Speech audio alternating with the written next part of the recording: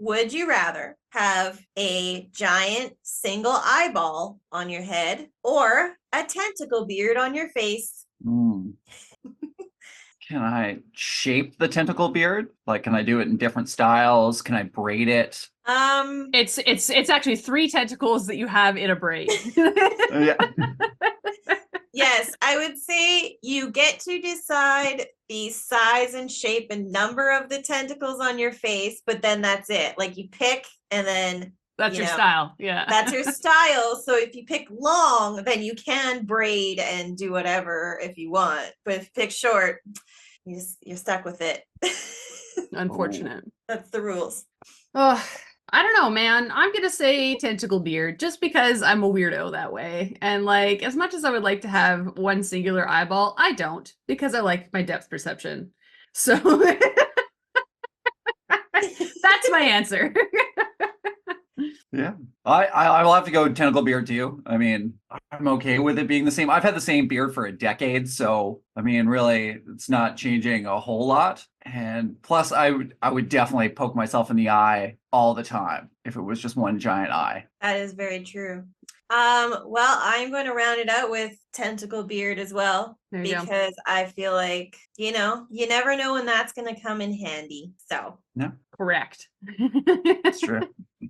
I would say that was the correct answer since we all chose it, and we can move on to more tentacle shit. I say it's very rare that we get a cold open all. It's like, yeah, that's the answer. The answer is that.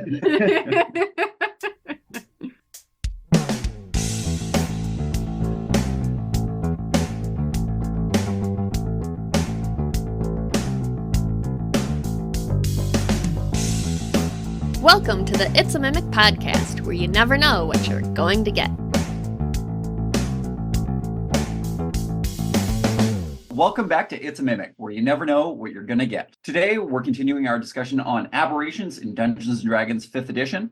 I'm Kyle, and with me today are Casey and Megan, and this episode is called Illithids, Non-Identical Tentacled Spectacles. In this episode of the It's a Mimic podcast, this panel of Dungeon Masters will be flexing their brains at the tentacle-y goodness of 3 Illithids, and as a bonus, we'll finally turn an eye to Nothics. Before we get into it, I kind of want to ask, of course, what is our favorite instance of cosmic horror in pop culture? Let's roll for it. Sure. Yeah. Oh my God. 1. Great start. Great start. 7. 2. Starting off hot. All right. Cosmic powers of horror in pop culture. Like, I don't know. Cthulhu is always like the first thing that pops into my head because it's the most frightening thing on the planet. It is in multiple different multiverses, if that makes sense. Like, it's not just a D&D thing to have a... Mm-hmm. Or just like a hydra as a whole, like cutting off its head and like 2 springing back up and so on and so forth. Sounds like a frightening thing to have to fight in real life. And just horrible and horrificnesses. But yeah, that's mine. So almost tentacles, if you think about it. I'm going with watery like creatures, but Yeah. Well, squelching creatures, actually, if I say. Yeah. A hydra is almost like a thing that just constantly grows more tentacles. There you go, with mouths. Yeah. And there's like a multiplication factor there as well. So even better. Frightening. For me, did you ever see the movie Event Horizon? Yes. No. Yeah, that one. It's like humanity finds this thing out in space, but they don't really know what it is. And so they send a ship out there, and it's, I don't know. I don't want to ruin it for anybody who hasn't seen it, but it's a great horror movie, and I would highly recommend it. Yeah, I remember that one. There is lots of, it's the anticipation, they wait a long time before revealing the thing, which is always delightful. Yeah. I'm going to stick with like the classic Alien movies. Like the Sigourney Weaver, like yeah. Like, does that count? Because I would say so. Oh yeah. Mm-hmm. Okay, because those will like, I don't know. I haven't watched them recently, like probably not in the last decade, if I'm honest, but I feel like they will stand the test of time in the creepy horror of what Alien brought us. And even many movies later, it was still decent. So yeah, that's my favorite. That's fair enough. I had someone argue Yeah. with me the other day that like Pennywise of like, you know, the It movie series is cosmic horror because they're like a demon that was birthed before the earth began. Like it's like a whole thingamaringamarole, right? And so there's like an argument towards the fact that even just Pennywise, who's thought just to be like a creepy creature, is actually just cosmic horror. Yeah. But, yeah. Anything can be really. So is it creepy? Does it fuck with your mind? Cosmic horror. Yeah. Huh? It was like the most terrifying thing when I was growing up because my parents let me watch it when I was way too young. And Yeah. to this day, like, sorry, Adam, he already knows this though. Like, clowns freak me the fuck out. Like, I will punch a clown in the face if it comes too close to me. If it talks to me, I won't talk back. Like, you know what I mean? Like I am also on the train of like the weird creepiness of clowns, but mine also bodes in with like that they tend to wear gloves and like things that cover your hands. I don't know why they weird me out. I've said this before on the podcast that I don't like Really? I don't like what are they what's the word I'm trying to think of? Not puppets, but mascots. I hate mascots that cover their hands. Oh, yeah. Yeah. It's like a weird thing. It's like Mickey Mouse scares the shit out of me for that reason. You know what I mean? Like it's just weird stuff like that. Cosmic horror, Interesting. Mickey Mouse. Yeah. Prove me wrong. Well, what is it about the gloves? Like, is it you don't trust someone if you can't see their hands? I think that might be part of it. Yeah. Or is I it don't like know. the oversized thing? I think it's a little bit all of it. I think, but like clowns also sometimes wear like the weird squishy gloves or gloves that make Mhm. noises. Or like, Yeah. yeah, it's the trickeriness of the fact that those hands ain't real. Those hams. All right. Before we slurp up some cranial matter, let's cut to an info break so we can get to the episode. We've previously covered quite a bit in our discussion on monsters in 5th edition. For all of those episodes and more, you can follow or subscribe on Spotify, Apple Podcasts, YouTube, and dozens of other podcast apps.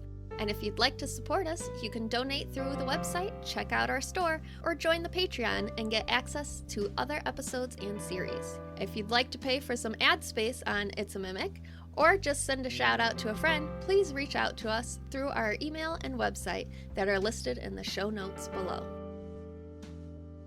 Hey, this is Adam with a quick reminder to check out our Patreon if you haven't already. All patrons do get access to the Patreon-only Discord, but the real gem, of course, is the additional bonus episodes that you'll get. For Copper Wormling tier patrons, there are all of the Campaign Builder episodes, including all of Tier 2 and Tier 3 of play, and of course we're launching into Tier 4 pretty quickly. There's also 7 bonus episodes that Dan and I had recorded way back in the day that never got an official edit or release, and they're a part of this conversation as well. For Bronze Young patrons, there are not just the Legend Lore episodes that go into the backlog of 5th edition, but there are also some episodes about other tabletop role-playing games and the Legend Lore online series, which breaks down all of the D&D Beyond and online material for 5th edition that has been released by Wizards of the Coast. And then of course, you also get access to the Campaign Builder episodes. For Silver and Adult tier, you get access to all of that, but also bonus episodes that have been released as supplements to regular episodes or are just sidebar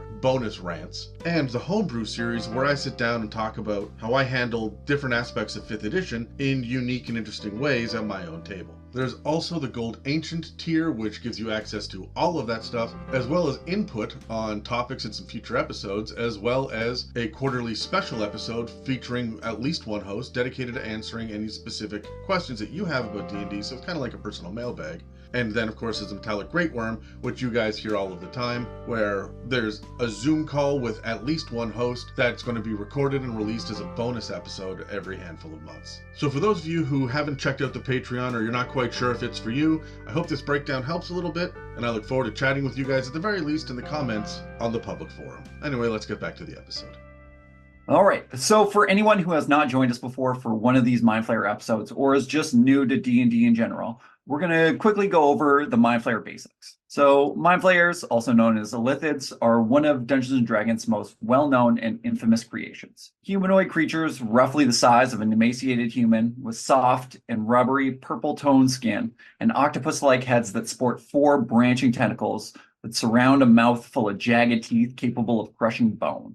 They are predatory creatures who subsist on the brains of other humanoid creatures to provide them with enzymes, hormones, and psychic energy mind flayers need to survive. While they gorge themselves, they experience a kind of euphoria while also gaining some of the victims' memories, personality, and innermost fears. They are true nightmares come to life, whose sole goal is to complete and total domination of all other sentient life in the universe, to the extent that even their reproductive cycle requires the use of other creatures. To create a new mind flayer, they capture a creature and basically power wash its mind bare with psychic energy, and then insert a tadpole into its head, either through its nose or its ear, where it will proceed to eat the victim's brain before attaching itself to the brainstem, at which point a metamorphosis happens, kind of like the world's most disgusting butterfly, as a new mind flayer takes shape out of the corpse. At one time, eons ago, mind flayers were a spacefaring race whose tentacled reach spanned the cosmos. Through the use of their potent psionic powers, they became merciless masters who never hesitated in subjugating and perverting entire other races, like the Githyanki and the Githzerai, commonly known as the Gith, Grimlocks, and the Koatoa, twisting them in both body and mind to better serve their dark purposes. That was until, of course, the Gith, their once slaves, broke free from their shackles and began a war of annihilation, hoping to purge all trace of the Illithid menace from existence, and one that still rages even to this very day. Since then, most mind flayers on the material plane have taken refuge in the Underdark. Solitary mind flayers are rare and are generally thought of as outcasts or rogues, and most mind flayers can be found huddled together in colonies, isolated from one another, but who are joined together in a collective consciousness centered on the colony's elder brain, which is essentially just a giant brain-shaped creature that sits in a brine pool in the middle of the colony and acts as kind of a central hub for the colony's information network, through which they are capable of communicating information instantly anywhere within a 5-mile radius through the use of telepathy. The elder brain of a colony also serves as a repository for all knowledge the mind flayers within it have collected throughout their lifetimes. Since when a mind flayer nears the end of its natural lifespan or has been killed, the brain returns to the brine pool where it began life as a tadpole in order to join its personality to that of the elder brain, allowing the Illithids to have a sort of immortality as it lives on within the elder brain. Now, there are a great many variations of mind flayers, but the base mind flayer that can be found in the monster manual is a CR7 creature with 15 AC, averaging about 71 hit points and 30 feet of walking speed. Their main stats are intelligence, followed closely by wisdom and charisma, for which they also have a bonus to saving throws. They have skill proficiency in arcana, deception, insight, perception, persuasion, and stealth, 120 feet of dark vision, can speak deep speech and undercommon, and have telepathy out to 120 feet. So a thing about their speech too is that they can't really talk in normal languages, like their body is just not set up for it. So to actually speak, they stick one of their tentacles down into their throat and then curve it back up so that it acts as like kind of a tongue, which gross. Lovely. Yeah, right. Yeah, not very attractive. Don't much care for that. I just imagine there's like a lot of spitting too, like when someone with like a really hard lisp is talking. So they also, with their psionic powers, they can innately cast detect thoughts and levitate at will, and also dominate monster and plane shift, but centered only on themselves once per day. They have the magic resistance trait, meaning they have advantage on saving throws against spells and other magical effects. Well, for attacks, they have tentacles, which is a melee attack with a +7 to hit that deals 2d10 plus 4 psychic damage. And if the target is small or medium, it is grappled with an escape DC of 15. The target must also succeed on a DC 15 intelligence saving throw or be stunned until the grapple ends. While a creature is grappled by a mind flayer and incapacitated, the mind flayer can use their extract brain ability, which is another melee attack that deals 10d10 piercing damage. And if this damage reduces a creature to 0 hit points, the target is killed and the mind flayer consumes their brain.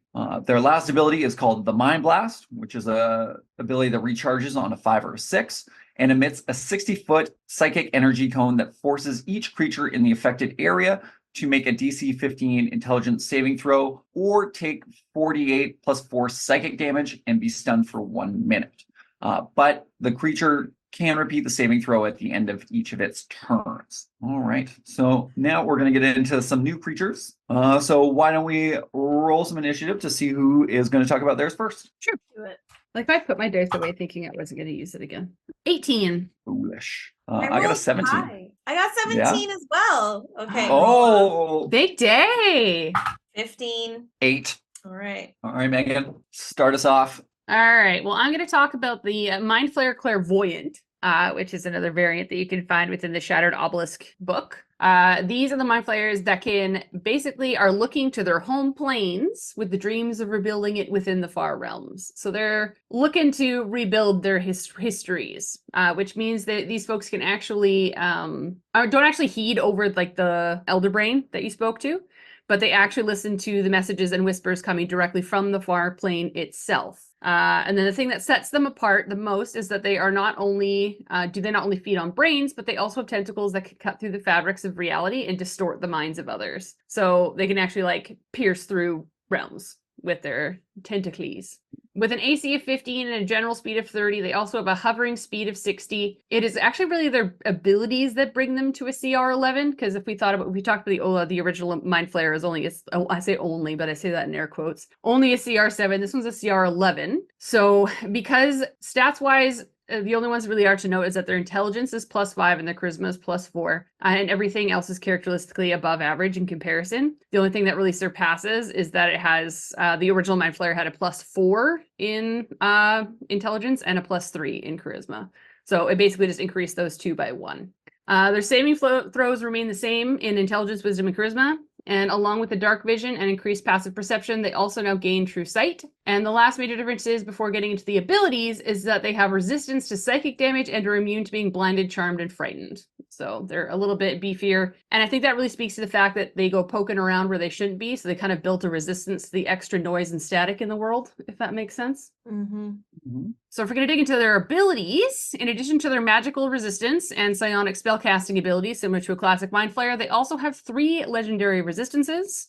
Their psionic spell list does shift to support these new goals of theirs. So they have Detect Magic, along with the Detect Thoughts, as well as Mage Hand, as well as Clairvoyance and the Dispel Magic spells for 3 times per day. And then they have Plane Shift once per day, which they can use on themselves. So this is, in my mind, they can just move between planes, which is neato. For attacks, they are very similar with a tentacle multi-attack, as well as they have the Extract Brain ability. The most that happens is the hit dice increase. So it does hit for a little bit harder with its double tentacle attack. They also have an ability called Unleash the Void. This is that ability that opens up the rift in the void with their tentacles. The way it works is that the Mind Flayer chooses a spot within 60 feet and opens a rift in the world. Anyone within 30 feet of that rift must make a DC 17 intelligence save throw. So good luck to most of your party.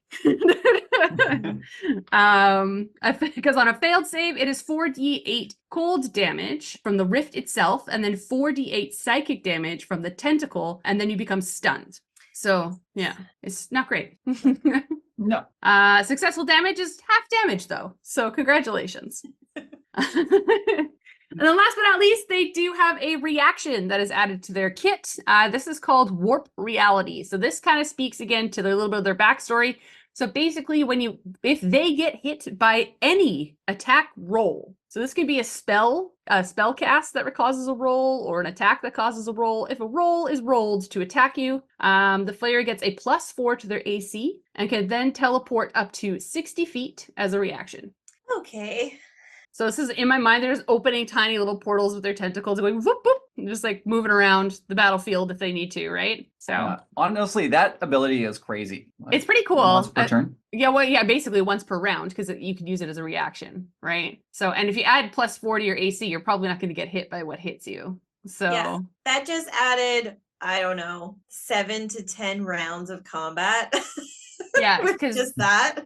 Well, because they're normally an AC of 15. So then if you add their AC is 19. Yeah. So that's that chapter. But if you look at the art in the book, they're very regal looking, like long robes, a little bit tattered, but still a little bit more well put together in my mind. And then like, again, they look very almost like clean versions of a Mind Flayer. But like, yeah, they have a very regal look to them. It doesn't help that they colored them purple, but yeah, very regal looking. It almost looks like it has a tail. Oh no, I guess that's the thing that it's calling from the far realm. Yeah, it's like you can see the rift and then there's the tentacle coming out, right? So I feel like that's its little, I'm gonna rip a hole in the void. Have a nice day, everybody. All right. Yeah, that's the clairvoyant. Cool. Well, let's ask some questions. So first we're going to cover some role-playing tips for this guy. So why don't we roll off again to see who's going to answer some questions first? All right. 13 for me. And I will say, since we're talking about role-playing, just so you guys know, they do know deep speech, undercommon, and then telepathy of 120 feet. Mm. All right. Yeah. I got a 5. 8. Mine was a 13. All right, Megan. Going first again, I guess. All right, so I feel like a good plot hook for this one is that you accidentally came upon its lair, because I find that if you're going to be coming across a mind flayer in any way, shape, or form, it's either by accident or it knew you were coming. You don't necessarily go hunting for one of these right away, but I imagine that maybe the beloved NPC got ripped from the planes through one of its portals, and now you're trying to find a way to get to the plane that it exists on, and then the big MacGuffin is finding out that it's this thing that's just jumping through planes, and then you're getting pulled with it along with you. So, and putting one of these in your campaign for a quest hook is a good reason to visit a different plane.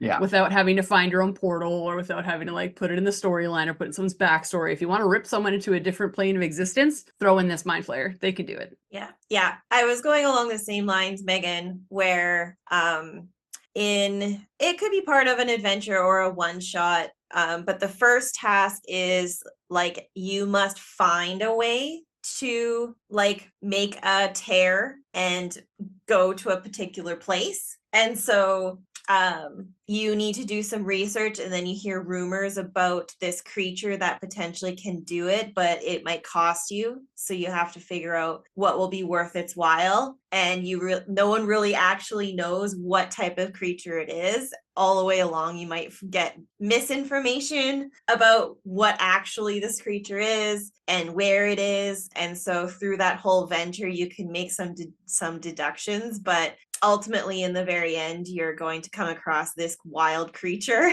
and you're going to have to actually try to negotiate with it and see if it will take you where you need to go. Yeah. And use it as like a key kind of NPC. And, if that goes very, very poorly, you might be in a combat with them, and then you're fucked and you have to find another way. Oh man, I was gonna say, is it written in the stat block in the original Mind Flayer whether they can communicate and telepathically with each other through the mother brain or whatever, or is that just in like the back history and lore? So they can communicate with each other telepathically, but doing it through the elder brain allows them like a greater distance. So they can communicate with each other up to 120 feet, but if they're within 5 miles of the elder brain, they can communicate to the elder brain, and then the elder brain can talk to the other ones. Okay, and that's written in the actual stat block, right? No, Or it's not no? mentioned in the stat block itself. It's just in the flavor text. I was gonna wonder if it was in the flavor text and it was in the stat block. It wasn't in this one's stat block, and I was wondering if because they don't necessarily require the connection to the brain, that they don't have the same connection that the others do. But if it's in the actual like Mind Flayer subtext, then they get it. So, but yeah, that might be a good plot hook, that this one doesn't have a connection because all it requires is like the far realms connection. It doesn't actually need to be attached to the mother brain, so it doesn't know where anyone else is. Yeah, and it's lonely. Yeah, let's not feel bad for it though. Not this Fair enough.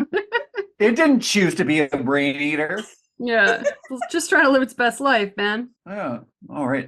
Yeah, I think these guys are pretty interesting. I think there's a lot of different ways you can go with it. Like, so Mind Flayers are really like haughty. Like they believe themselves to be the cat's meow. Yeah, the cream of the crop. Like, the best thing out there. Nobody's better than an Illithid. So I'm just imagining how like cocky this one must be. Oh, I don't need an elder brain. I've got a connection to the home world. Yeah. Yeah. I don't need your peasant brains. Yeah. Look how far I can tear this, and like, it's like, look how far I can throw this shit. Why do you rip a hole in the world? You're welcome. Like, Yeah. oh. My dad can beat up your dad. My dad's Superman, so what do you want from that? Oh God, I hate him. But yeah, I think it's kind of interesting too, because if it doesn't have so most mind flayers, they get all their information from the elder brain that they're connected to, Yep. right? And it stores all the knowledge of all the other mind flayers that came before it. So they pretty much only have that source of knowledge. So I kind of wonder, I don't know how much of their history that they know, how much of that is actually true, right? Like, are these elder brains kind of manipulating information that like new mind flayers get to kind of push a certain narrative? And so propaganda, mind flayer propaganda, mind flayer propaganda.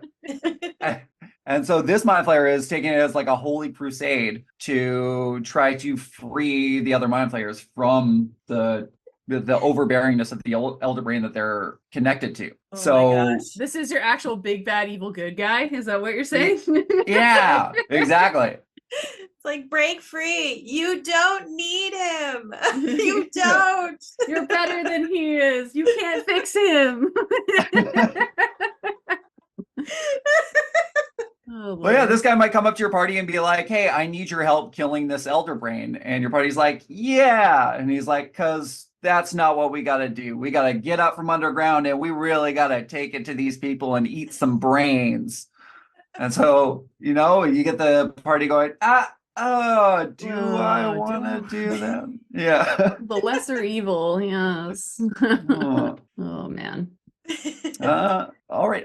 Megan, what do you got for exploration? So for me, I'm kind of trying to think of again, clues on how you might find that you were close to one or one was here at some point in time. And I feel like because Casey and I are weirdly blessed because we do play in a campaign where all of our characters dropped in through portals. So all of us come from a different land or a different plane. But if you're just playing in a regular campaign where that's not a regular occurrence, this is a good way to introduce something like that. So if you want a character that came from a different plane, maybe they got ripped in through one of the portals and dropped down here, right? So I feel like if you are exploring as a party, you might come across someone who doesn't belong here, right? And you go into a town and there's a bunch of different people from different planes just existing together because this is just where this Illithid just drops them. So that might be an interesting place to be, to introduce your players to different planes of existence, because they'll sit down for tea with I don't know, the barkeep or what have you. I don't know why you would sit down for tea with a barkeep. You're at a bar, but ideas. Hey, don't knock someone's sober journey. That's fair. But yeah, sit down and have a chat with them and you find out from another plane, and then you get to listen to their stories and their history and their backstory. And it's a way to introduce players to the fact that there's more than just what their current existence is. And that again is a good explorative clue, because if someone clues in, they might realize that it's one of these that had been around at one point, or was just using this as a dumping ground. So Interesting. Get out of my universe. Yeah, that is the key thing, I think, that's going to give away that you're not dealing with just your regular old mind flayer, is just you. If you have any type of ability to plane shift yourself, I think that you will be I don't know, your spidey sense, or you will be tingling going into the lair of this creature, because you're going to be like, what the hell is going on here? And I don't know, as a DM, you could play it up if you have any player characters that have some abilities like that, or even teleportate, even Misty Step or Dimension Door or stuff like that. If any player character can do any of those stuff, I feel like you could hone in on it's messed up when you're within a realm of this creature. I don't know. When you pass the veil to cast the spell, to move through space, all of a sudden you're face to face with one of these, and it's wait, what? You just get a glimpse of it. Right? Yeah, you go to Dimension Door, and then it's so you move into the middle ground, and then time stops, and there's one of these, and it's what are you doing here? And just kind of to play around with that kind of bizarreness, and I think that would be kind of cool, and just play into that. and make that kind of part of where like you enter this layer and then just things your abilities don't work quite right because there's so much tearing and so many portals and so much going on that like your system just can't figure it out. Just a bunch of weird psionic vibes in the air, like strange vibrations that just fuck with your nonsenses. Right? Yeah. It's like that TV fuzz noise, like whoever has the most telepathic abilities just has this like hum going on in their brain, and it's like, yeah, that's just there now. Yeah. Until you leave. All right, I like that. Or you try to go somewhere and you end up somewhere entirely different. Like he's just kind of fucking with you and being like, no, I'm gonna put you over here instead. Stay out of here. As the DM on the because like Misty Step, you can only go 30 feet, right? Like I feel like it wouldn't even like put you in a different like dimension. It would just pop you up within 30 feet within the 30 feet you were trying to go. So like let's say you're trying just roll a dice, like roll a d6 for whatever quadrant you land in and like drop them down somewhere else. Like right? Yeah. Oh man, delightful. Look, when you really want to piss off your players. Oh yeah. Wouldn't be the first time. That one player that uses Misty Step an annoying amount of times. It's like, well, that's me. My character can only use it once per long rest. So I save that shit. Yeah. I haven't played many characters that had Misty Step. Like, I don't know if I have actually ever played a character that could Misty Step other things, but Misty Step just never ended up coming out. Because you did Dimension Door, didn't you, with Akra? Yeah. You had different ones. Door. Yeah. Oh, the bougie Misty Step. Yeah. The turn up your nose at the rest of us folk. Yeah. Really go through it. This bitch is walking through doors 120 feet away. Yeah. Who the fuck cares? I'm out. Yeah. So you want to tired come of with me? Because you can. Delightful. That's fun. Yeah, I was trying to think of like what its nest would look like, I guess. Would it yeah, I just imagine like a lot of decor just from like all over the place. Like the craziest shit, yeah, you've never seen before, and it's just got like everything. Or almost, you know, like big game hunters, how they have like the heads of all the different animals they killed on the walls, and it's just like that, but it's just fucking shit from everywhere. Yeah, I love that. And the fact there's probably gonna be like portals everywhere too. Yeah. Like just like random tears just in random places. So like that would make it the battlefield, if you were to have a fight here, it'd make the battlefield a little bit interesting. Yeah. Oh, that'd be pretty fun. Like chasing them through the different planes, so you never know what you're gonna step into next. It's gonna be like a Scooby-Doo chase. Oh my gosh. So cool. And okay, so because they can be connected to so many things so easily, like imagine if there is just stockpiles of incredibly powerful magical items. And like I'm thinking about like the from Marvel and the Avengers, like the stones where they're like so precious and so valuable, and then you go into the Infinity Stones, and then they they almost kill themselves to find the individual ones that they need. But then if anybody's like watched the Loki series, it's just, and you go to a different scenario and they're like paperweights and they're just like in abundance, and it's like, are these worth something? And so I feel like in this nest there would be some like insanely powerful wondrous items just like strewn about, and it's like, oh, what this is this worth something to you? And like just have a whole, it like has completely inaccurate like perspective on those types of items, because it's just looking everywhere and has access to so many places.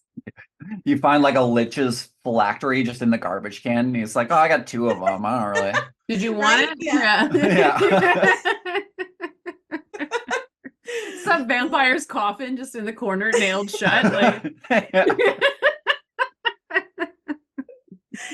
Oh man. Yeah, that could be another hook though. Like there is some very specific wondrous item that you need to find, and there's rumors that there's a hoarder about, and so you can seek it out and find some cool shit.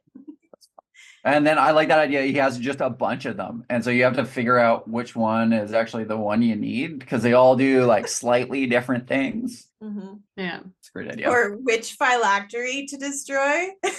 Yeah. One, you need information from one and you must destroy the other. Mm. Oh Lord. All right. Mistakes will be made. They will, yeah. Yeah. All right. How about combat inspiration? I mean, I think some of the main ones that set it apart are pretty cool. Like, of course, the Unleash the Void, where a rift appears and it causes cold damage and psychic damage from the tentacles lashing out at you. I feel like, and it's one of those ones that recharges on a 5 or 6, so you may not get to pop this off as often as you actually want to. So I don't think it's going to be its go-to unless it's doing like one big burst and then going to start floating itself away to get itself out of there. But as a reminder, obviously, it does still have its extract brain and all those ones too, right? So I think the main thing that sets it apart, though, is the legendary resistances on this one. I feel like that alone bumps it up to the CR that it's at. Mhm. Yeah, definitely. I also feel like they won't want to fight you. They would almost like laugh at the fact that you want to fight it because it's just like, I can just rip a hole in this thing and like jump through it and I'm going to be out of here. You know what I mean? Yeah. So it's gonna want to have a conversation, I think, before it like fucks off. But like again, I like the idea that role playing wise, if you come across one, they're just gonna be like nonchalant and don't really give a crap that you're there. Like especially if you're not intelligent creatures, because it'll know that it can beat you if you have low intelligence. Because it's like, oh honey, like sweet. You think you can win? That's adorable. Yeah, I think it's gonna have like a big army beside it, like surrounding it. Like it's gonna have Nothics or other things that are taking care of it that are gonna be what you end up fighting. This thing you end up talking to and it hops away. You know what I mean? So more of a story giver, less of a fighter. But if it is gonna fight, it's just gonna tentacle lash you to death, and then like warp around the battlefield with using its warp reality until it can escape itself, right? Okay, yeah. I feel like it'll know you're coming too because of its clairvoyance. It can just like it'll know you're there long before you know it's there. Yeah. Okay, so I'm kind of thinking about what happens when it dies. If you are successful at destroying this thing, I want to say it's some sort of, here's what I would add. I would add that there is say a 60-foot radius of psychic, like roll a con save and take psychic damage when it dies, because I feel like if it dies, the energy it has from like just, making portals and tearing holes just like bursts out from it. And maybe it creates one permanent hole to access somewhere. I feel like it has to be more than just it goes bleh. It's got such wildly powerful abilities that if you're able to defeat it, something wild's gonna happen. I feel like it would tear a hole and like suck everybody through with it. Yeah, like, right? Or something. Something, yeah. Yeah. Some sort of risk and damage will take place. Okay, I like that. It's a great like mental image. For me, I keep coming back to the idea that it's taking orders directly from the far realm. Like I'm kind of lost because I don't really know what that would look like, because it's supposed to be so alien that its goals are beyond the understanding of humans and blah blah blah blah blah. So I'm trying to think of like maybe it wouldn't directly enter into conflicts, but it just kind of appears where it needs to affect stuff. So your party is battling for some MacGuffin or something like that, and then this guy just like pops in, strolls up to what you need, grabs it, and then pops out again and disappears. Yeah.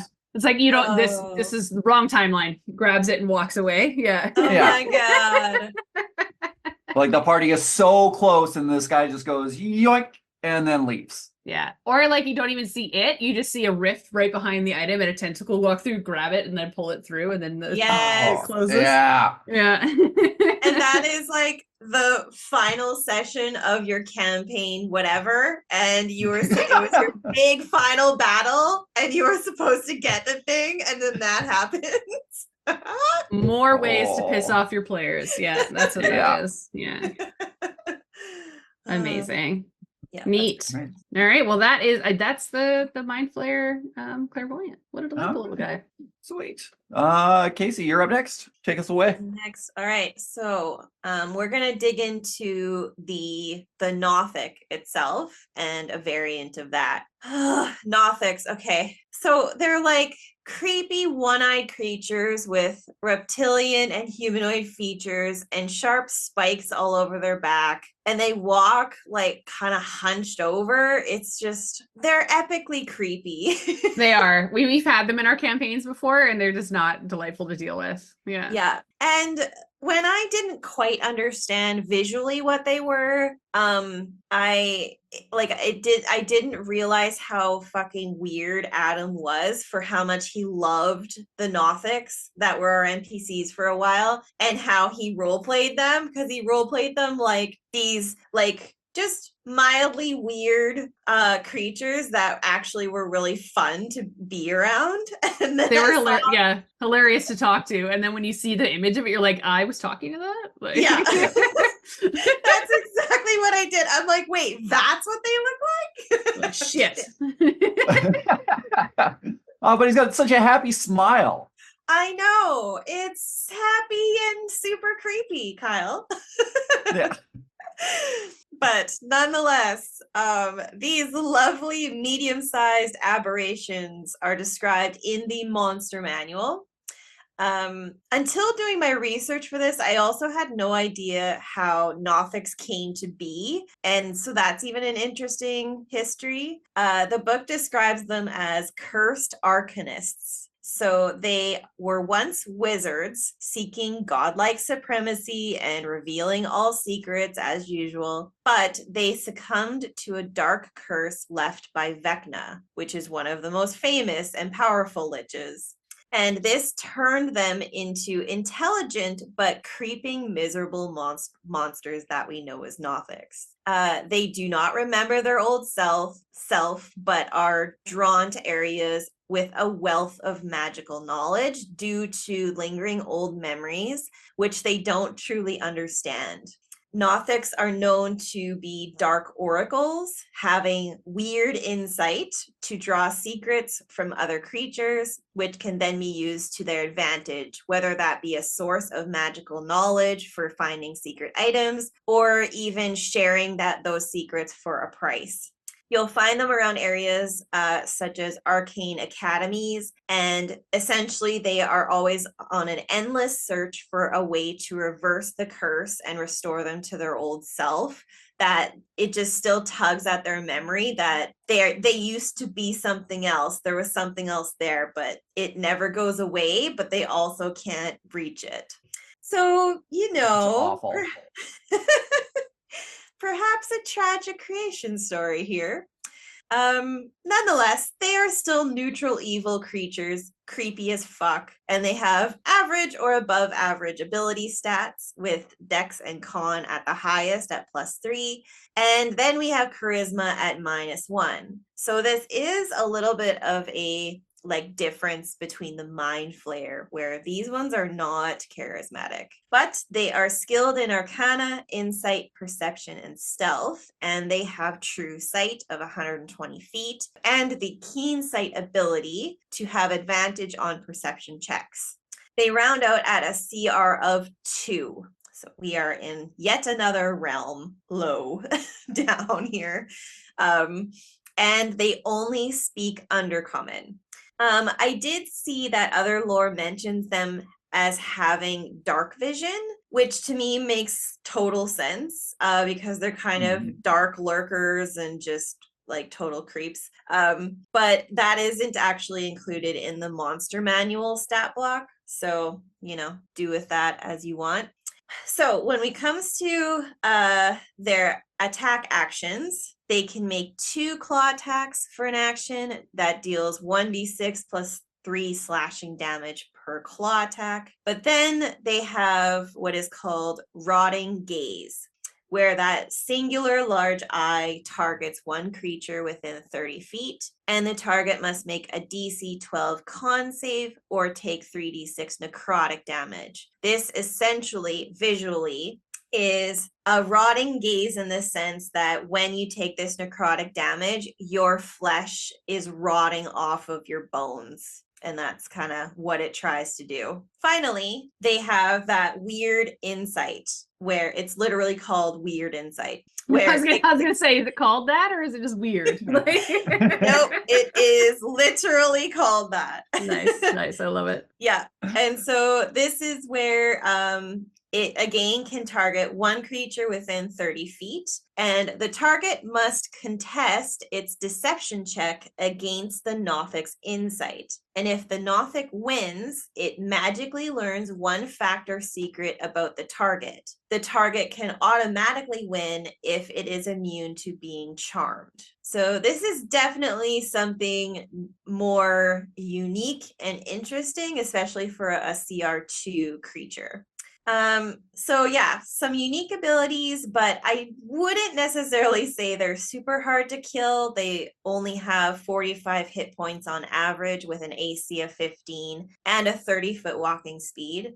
And they will prefer to use their like weird dark magical abilities over a claw attack. They truly are utterly insane creatures that would also prefer to sit back and observe versus start a fight. And they're interested in knowledge, and specifically magical knowledge. So it makes them a little bit more interesting because looking at them, it just, I think if you don't know what a Nothic looks like, coming up to this creature and just being described what it looks like, you would have no idea that it is actually looking for magical knowledge and is quite intelligent. It may not be perceived that way. So now we get a new variant of the Nothic in the book Vandelver and Below, The Shattered Obelisk. The Nothics in this book were once mind flayers, and so they have a fringe of tentacles beneath their large single eye, and they gain telepathy of 120 feet, and then they gained Mind Blast as an action instead of the rotting gaze. So this is what we've seen with the Mind Flayer itself. So with this one, it has a recharge of 5 to 6. The Nothic Mind Flayer emits psychic energy in a 30-foot cone, and each creature must make a DC 12 intelligence saving throw or take 2d8 plus 1 psychic damage and be stunned until the end of its next turn. I had to Google what it looked like, because when you mentioned the tentacles like coming out of its single eye, I was just like, does it just look like it has really big eyelashes, or like what's the vibe? And it's not great. It doesn't look good. No. Yeah. Not as cute as I thought it was gonna be. I'll just put it that way. I imagine like it's like if you it was like when the mind flayers are, eat the brain and they are trying to make new mind flayers. This is like, I feel like when they're like, ooh, that didn't go very well. Yeah, I fucked that one up. Yeah. But we'll keep it as a dog. It's fine. Yeah, it's like You can hang out with the intellect devourers. Oh Lord. Right? Yeah. They would be best friends. Delightful. Yeah. Okay, so I just want to point out that the Nothic, well, it doesn't have dark vision. It does have true sight, which means it can see in light, darkness, and into the ethereal plane. Oh, is that what true sight means? Yeah. Yeah. Refreshing my memory. So I wonder why. Well, yeah, what I was reading online said listed both, was like they have dark vision and true sight, and so I was like, okay. Yeah. Yeah. There are also like other versions of Nothic similar to this one that I think do have dark vision, because it all depends on where they are and where they were born, in my mind, right? Where they exist. Like if they're in the if they're in what else is the Underdark or whatever, like if that's where they were created, I feel like they would have it, right? So yeah, because they come from, especially these ones too, because they come from Nothics, which what are they called? I'm bad with words today. Mind flayers? They come from Illithids? arcanists. Wizards? Like- Liches? No, they come from they're made from magical folk. So having those abilities makes sense. That's all I was trying to say. Moving on. Gotcha, gotcha. Kyle, tell us to roll dice. I'm making a fool of myself. All right, well, let's get into some questions. Oh my god. 15. 2. I'm having a good day today. You are. Oh, I got a 16. Oh, you bitch. Look Okay, at you me can go first. go. Okay, so Mind Flayer Nothics. I was trying to, like, this curse thing kind of interests me, and I guess it doesn't really give any more explanation about what this curse is or like how they got it. It's just like they were looking for something, and Vecna's like, "Fuck you," Fuck and you in turns them in. particular. Yeah. Yeah. Yeah. And it doesn't even actually say, like, it's not that Vecna saw them and then cursed them. It says, like, this is what the book says. Some wizards who devote their lives to unearthing arcane secrets are reduced to creeping, tormented monsters by a dark curse left behind by Vecna. Yeah, so I feel it's just the veil they poke was the Yeah. wrong one. Right? They just they went where they shouldn't have, and it cost them big time. Yeah, that's what it sounds like to me. Yeah, but I mean, I think that's a really cool idea. And I would love to know, like, what kind of effect this might have on a Mind Flayer colony, right? Because they all kind of share a brain, and, you know, stuff gets passed between them. So if this twisted curse gets inside the elder brain, would it affect the whole colony? Would it, like, Ooh. Vecna have a hand in what this Mind Flayer colony is maybe doing, giving it more power in the world? And so it could be kind of cool, or maybe it forces them to go out and search out like Vecna's artifacts, like the eye and the hand and everything. Yeah, that was going to be like my kind of go towards is the fact that like this is how you can just bring in the hand and eye of Vecna is you come Yeah. across one of these and you make best friends with like the way we did with our Nothics. And then they basically request, well, I'll come with you to help you on your quest. If you come along with me on my adventure, I have some artifacts I need to find that might break this curse that I'm under. Right? And you're like, yeah, of course I'll fucking help you. And then all of a sudden you just have the hand of Vecna and the eye of Vecna, and you're like, oh no. Things got a little out of hand. You're probably wondering how we got here. Record scratch. Yeah. Imagine Yeah. if you came across a Nothic who had swapped its eye for the eye of Vecna. It's like one giant eye out and then like this tiny eye right in the center. Like, do you think it would grow to the size it's required to be? Oh man. Oh my god. It's a beady little eye. Will I grow into it? Yeah. Oh. No. A self-conscious no. Nothic with a tiny eye inside the hole. I'm also Don't thinking look at it. just don't look at me. I also imagine because its hands too are really creepy and like gnarly. And then you put the hand of Vecna on one of these things. It just has like a regular dude's hand. It's like, hey man, like just like waves at you. You're like, oh, God. strange. And that might be your clue to like start talking to it more, being like, because it's found the hand and it's just still looking for the eye. So it just has this regular dude's like 5-fingered hand. Like, What's going on with your hand there? none of your business. But I am also looking for an eye. So have you seen one? I'm testing out to see if moisturizing makes a difference. You know, I think it's really coming along. Ew. Okay, although if it had like one regular dude hand and like one of its regular hands and it stuck the Vecna hand out to you, would you shake it? Would you shake a horse in his hand? No. No, Casey, no, I would not. What if it was wearing a glove, Megan? We love. Yes, Casey, I would shake the hand. No. I'm here for the curses. Oh Oh my man. gosh. Where were we? You're Casey's turn for roleplay. Yeah. Oh my goodness. I would like to touch on the one thing I thought was also bizarre is like that they are known to lurk around the magical places like arcane academies. And for me, I just saw like, you know, Hogwarts, of course, and then these Nothics just lurking around the entrance going like, hey, can you bring me in? I just want to go to the library. And one of the teachers is like, don't let that man in. He went too far. His punishment is to stay outside the grounds. Get off the grounds. Don't make me get the superintendent. You know what I mean? Like, just scares them away every morning with loud noises. Like It's a broom, like, get out of here. It's throwing sand in the air to get it in its eyes, so it has to like run away because its eyes are all fucking irritated. sand. Yeah.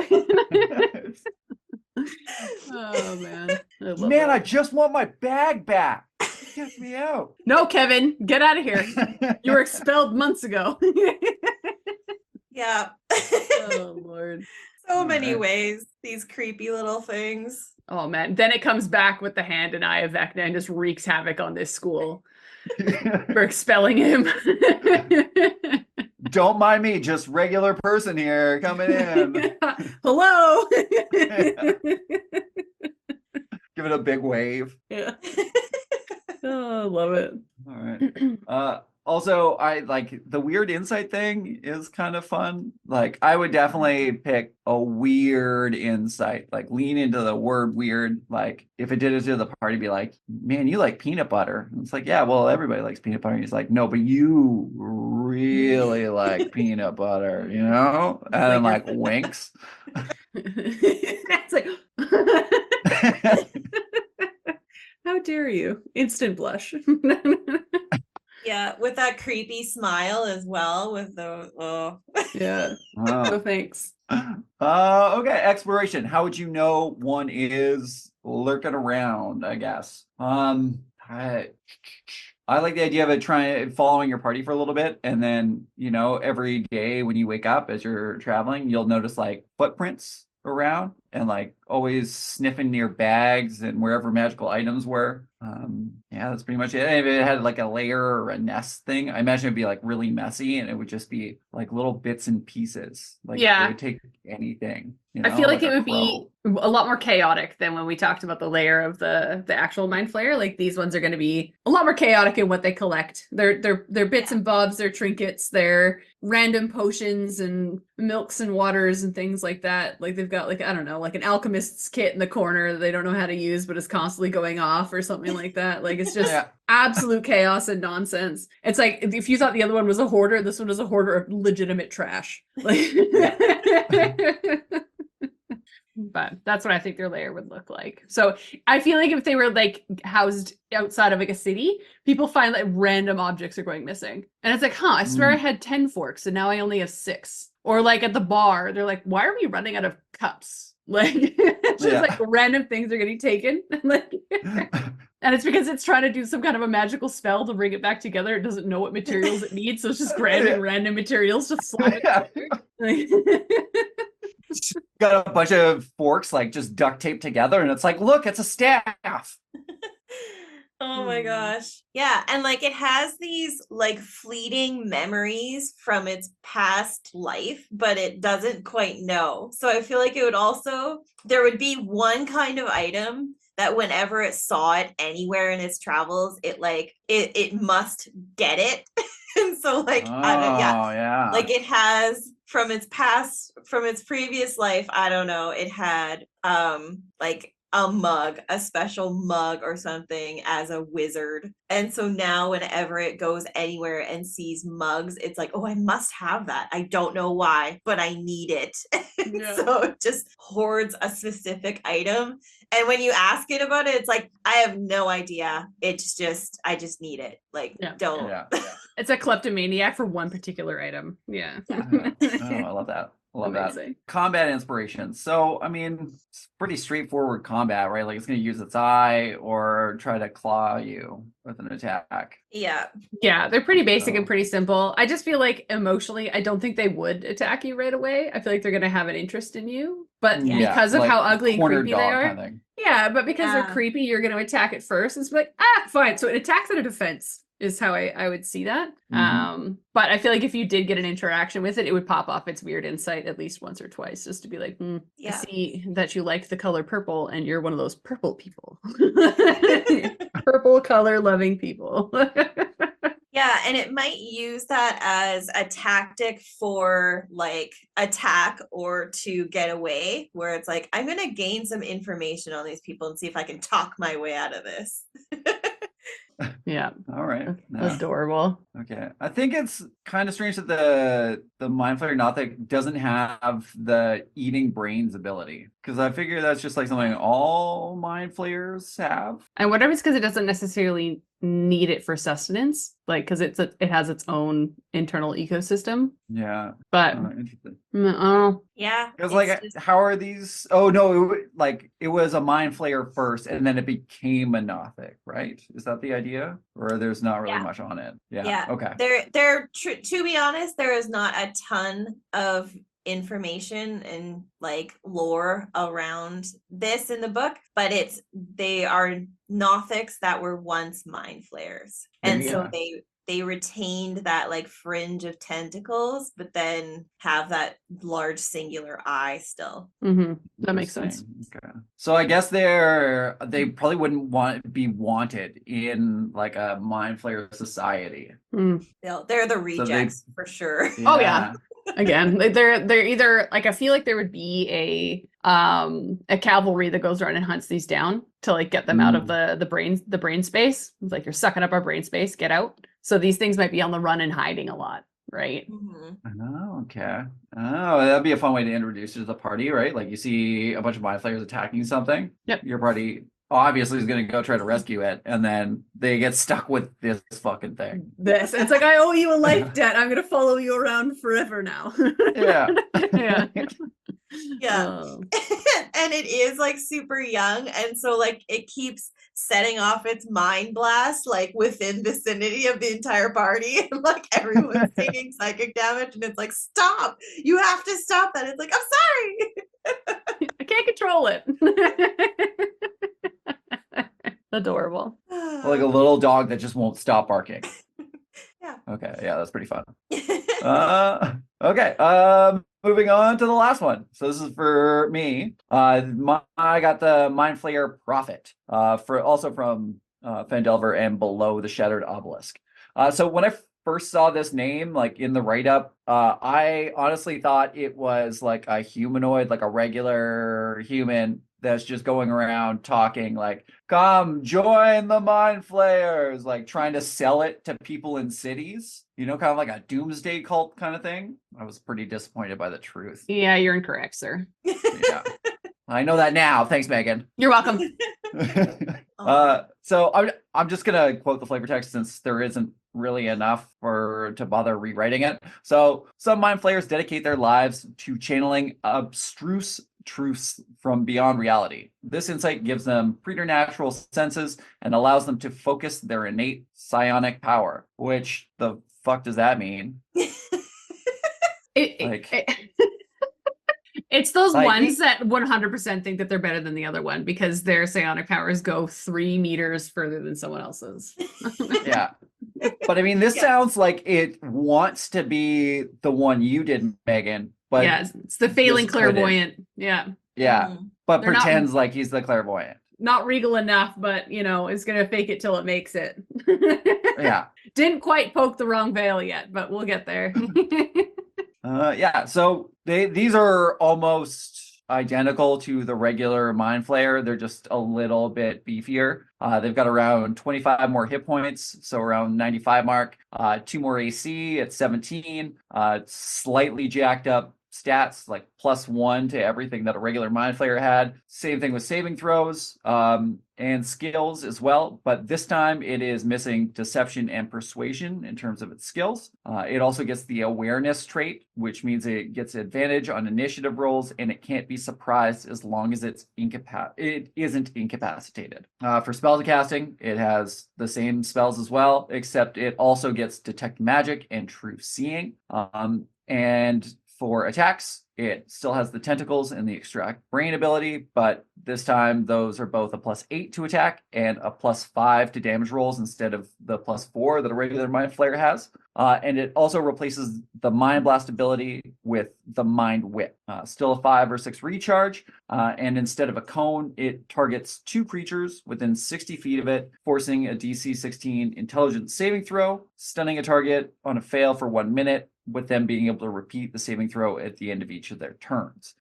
They also take 48 +5 psychic damage and take only half as much and are not stunned on a success of that intelligence saving throw. And that's pretty much it. It feels like they're definitely the warriors of the group, because you see the increase in strength and dex in comparison to the other two. Its attacks are slightly more beefier, and the fact that its AC is 17 as a natural armor is, in comparison to even the clairvoyant, they were a 15 AC, but that was with wearing a breastplate. So like these are like tougher, right? If they're just tough. Yeah, you can see that in the art. Just a jacked, just a jacked arm, like just. Yeah.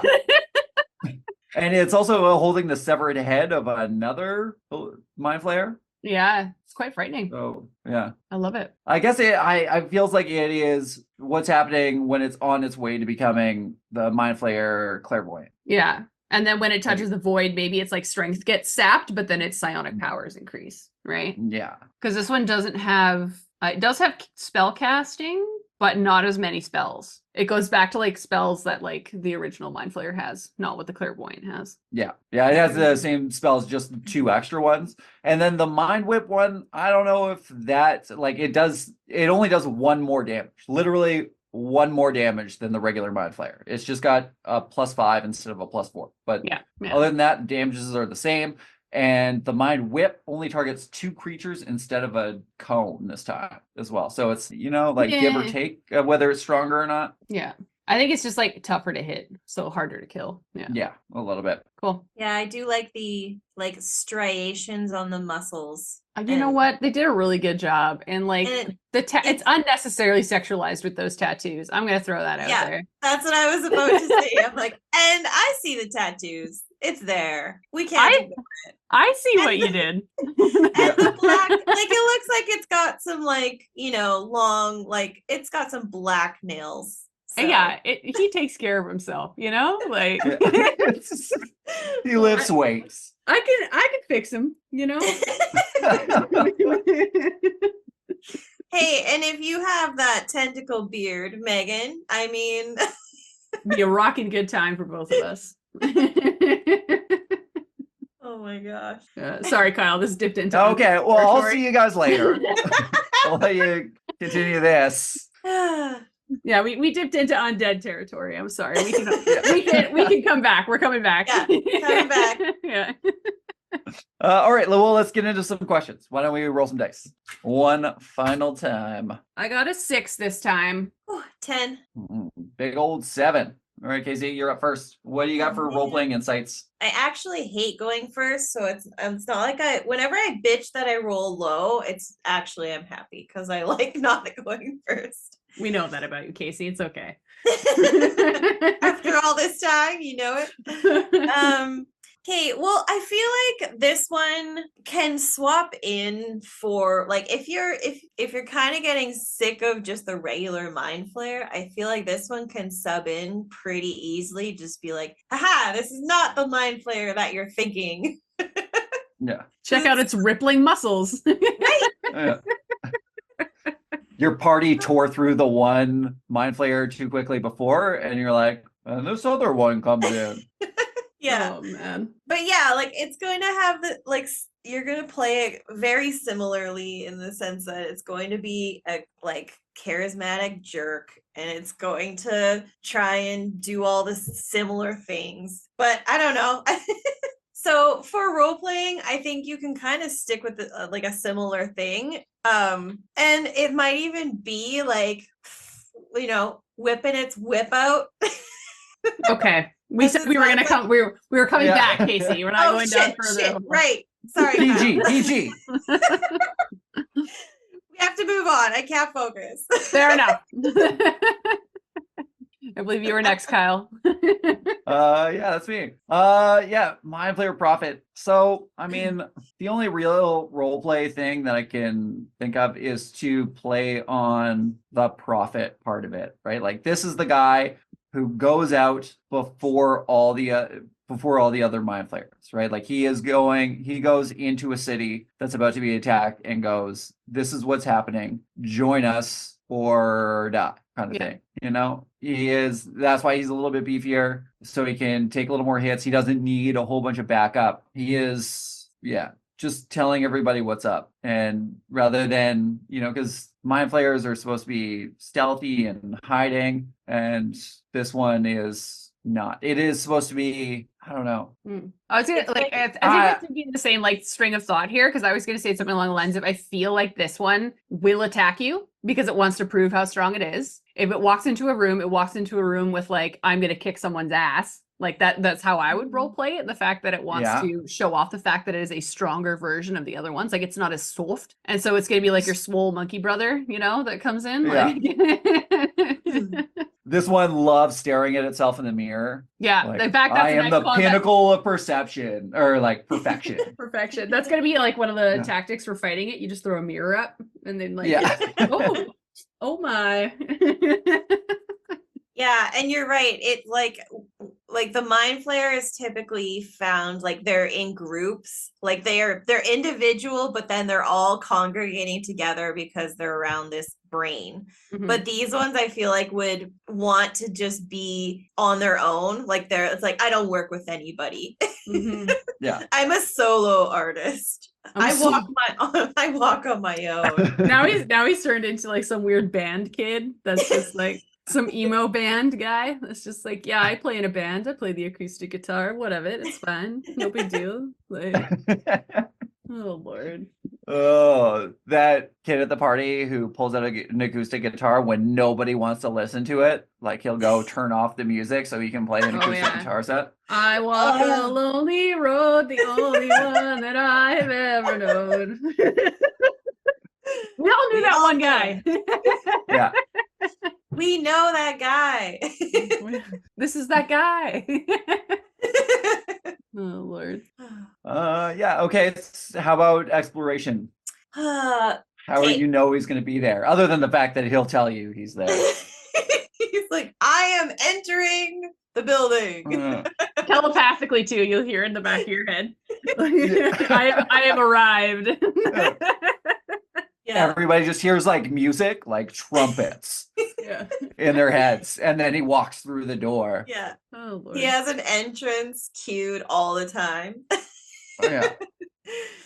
Oh, yeah. I don't really see these ones as having necessarily a nest or lair. I see them more as travelers, where they're trying to go in and influence and gain some insights, and then they kind of move on,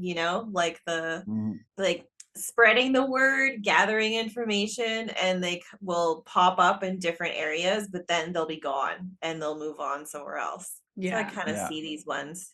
Okay. Yeah. So because there are so many different kinds of mind flayers, there's the Alhoon, which is a mind flayer lich. Mm-hmm. Who basically part of the whole mind flayer backstory is that they kind of disdain the use of arcane magic. They view it as inferior to psionics. But some of them are really interested in it, and that's what they want to do. So I kind of see this guy as that. He goes, well, I don't want to just be into psionics. That's dad magic. And then, I'm going to go do my own thing. Yeah. And so this guy is leaving the 5-mile radius of his colony. He is striking out on his own. He wants to find his own fortune.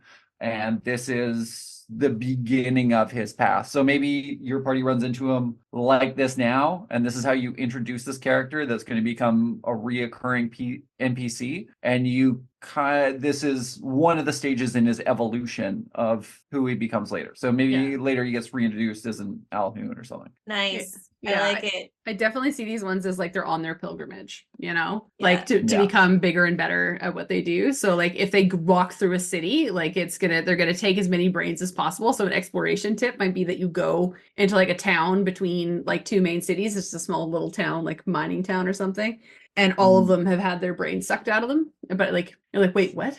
But then you go to the main city and they're like, yeah, we've been having a problem with that. Like we just have this weird mind flayer guy wandering around on his pilgrimage. So if you could go take care of that would be great. And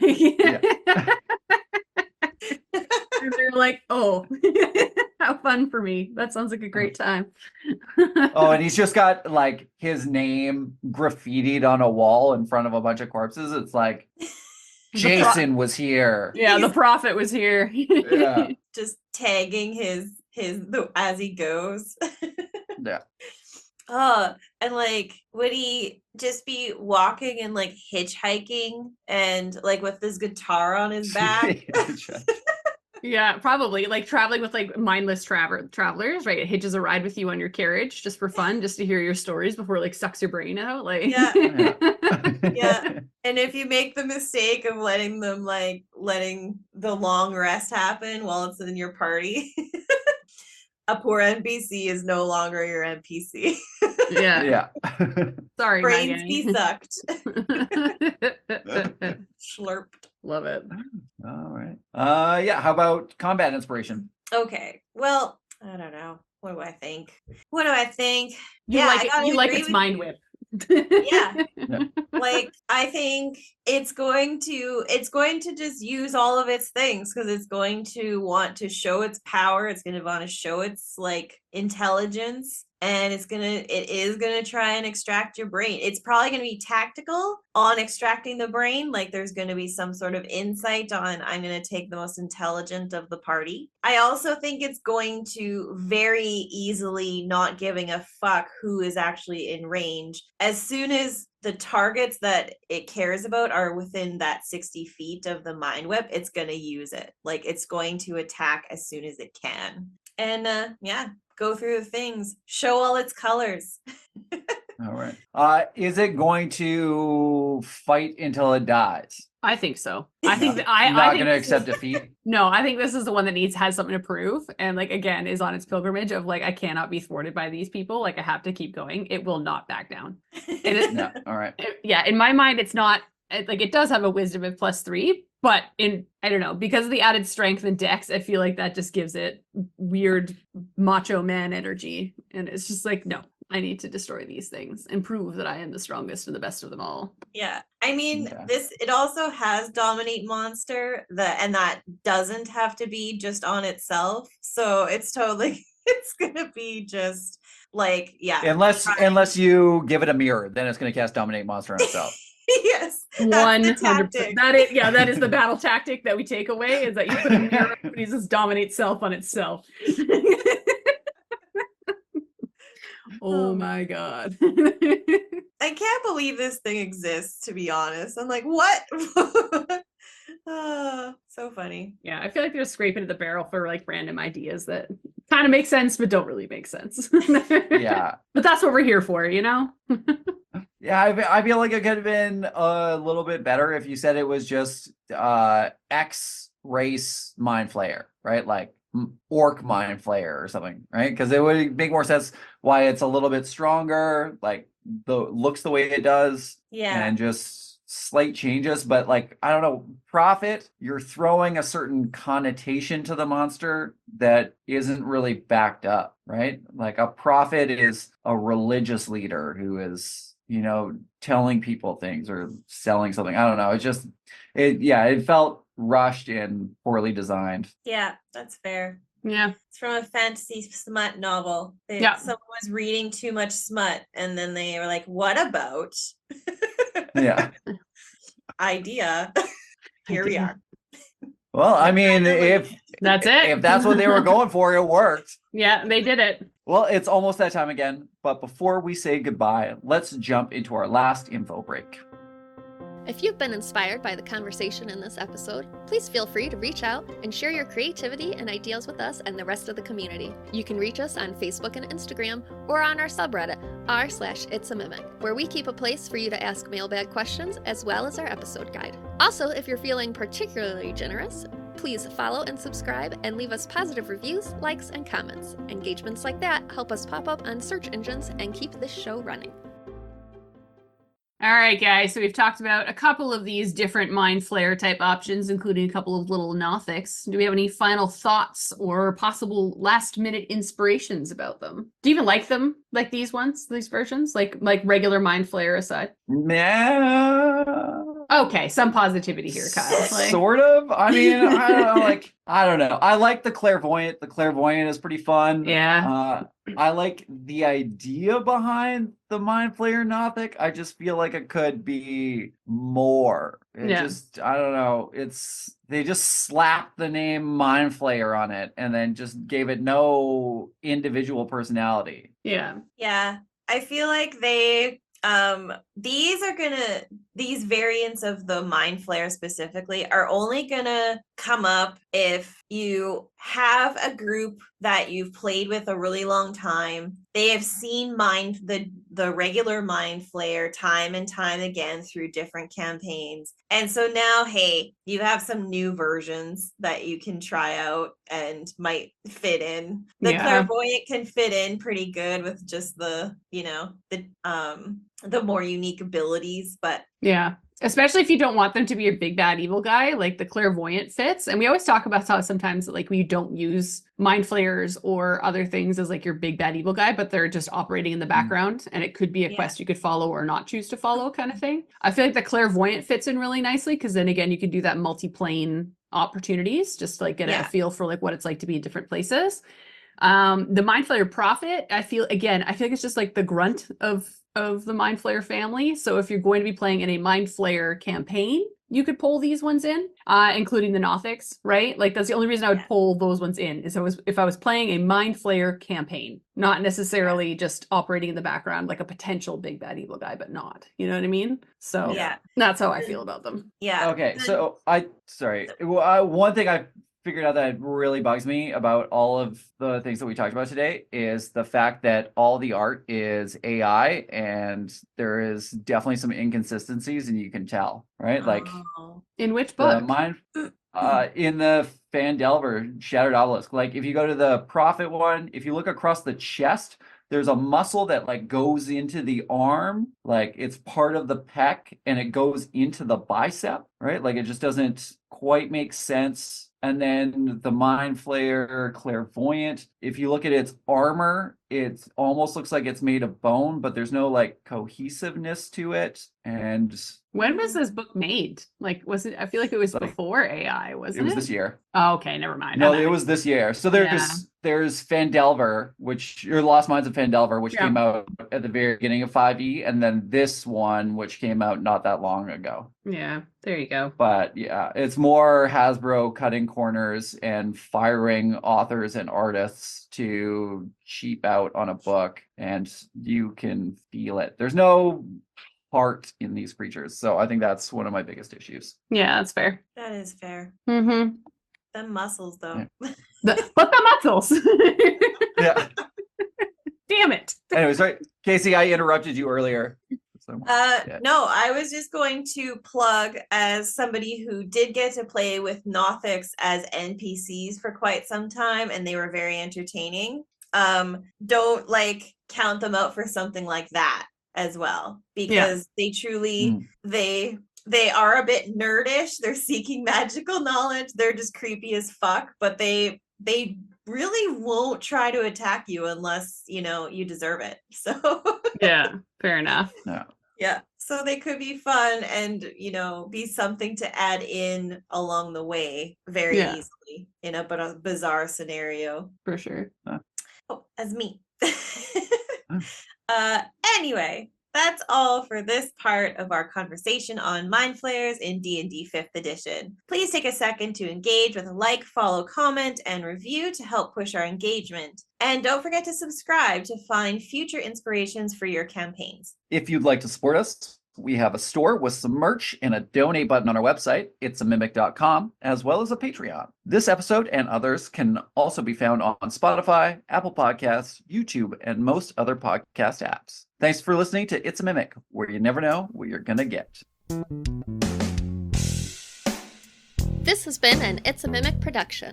Please check the show notes for this episode to see links, time codes, and credits. And don't forget to reach out and share your own inspirations.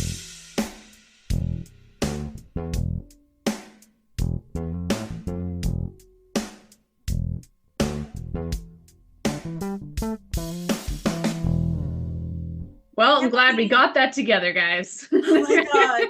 It's almost 9:30. Nailed it. I mean, we didn't really start till 8, so... True. Right. Yeah. I mean, we gave content. There is content there. Yeah. We made you some content. Here you go. Yeah. It's my gift to you. Yeah. Yeah. Welcome. You're welcome. Yeah. Honestly, we brought heart to something soulless, so we should be proud of ourselves. You know what? We should be. Agreed. And I am. Are we ready to talk about tentacles? So ready to talk about tentacles. Do you know how many times my computer wanted to write testicles? That was really annoying today. It's the trying to write Illithid or whatever. It's too many vowels. Yeah. It's like, I don't understand what you're trying to do. I can't help, but I'll keep trying. That's when the paperclip's going to appear out of nowhere being like, did you mean testicles? Fuck off, paperclip. Did you want to start a resume? No. Oh, Lord. You know, normally it's based on like what you write the most often, so... It's true. I knew you were writing. That's Stop my it, novel. Kyle. Oh. Well, that's it. Fly, my little dragons. Have a fantastic day.